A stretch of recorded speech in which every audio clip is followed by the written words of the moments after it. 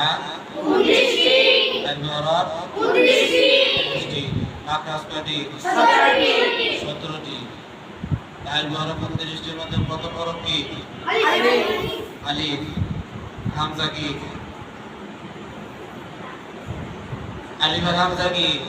এক ঠিক আছে আলিফ আর হামজা এক আলিফ আলিফ আলিফ আলিফ আলিফ আলিফ আলিফ আলিফ আলিফ আলিফ আরো শক্ত হইব আলিফ আলিফ আলিফ তিনবার